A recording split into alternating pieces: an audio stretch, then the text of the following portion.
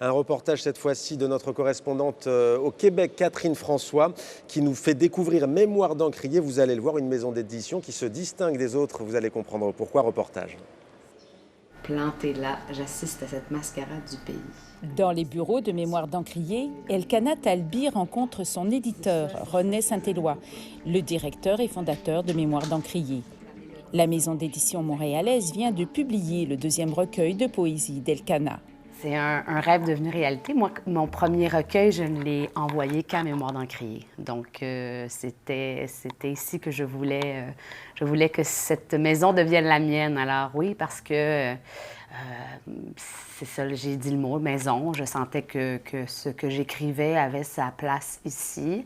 C'était celle qui, par les auteurs qui étaient publiés, se rapprochait le plus de ce que je faisais. Elkana, née à Montréal de parents tunisiens, fait donc partie de cette maison d'édition spécialisée dans la publication d'auteurs d'origine autochtone, africaine, antillaise, haïtienne et arabe.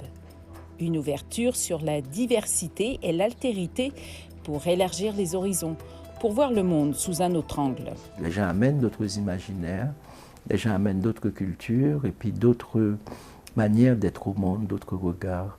Et je pense qu'on est dans cet échange-là, dans ce donner et recevoir. René Saint-Éloi était éditeur en Haïti. Il est arrivé au Québec en 2001. Et je trouvais que tout était blanc, la littérature était très blanche, pour ne pas dire très coloniale. C'est pour cela qu'il fonde Mémoire d'Encrier en mars 2003 et choisit la devise « Lire autrement ».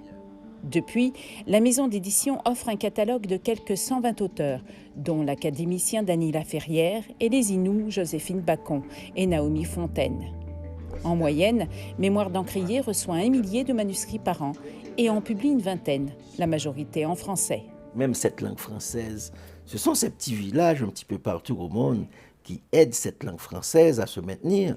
Sinon, ce serait mort. L'éditeur est persuadé que la littérature peut changer le monde. Les voies de l'avenir, c'est cette altérité active, ce dialogue. On oublie le Nord, on oublie le Sud.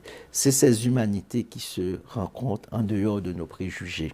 Donc, ce qu'on peut simplement résumer par décoloniser nos êtres, décoloniser nos humanités, décoloniser la littérature du monde, décoloniser la bibliothèque.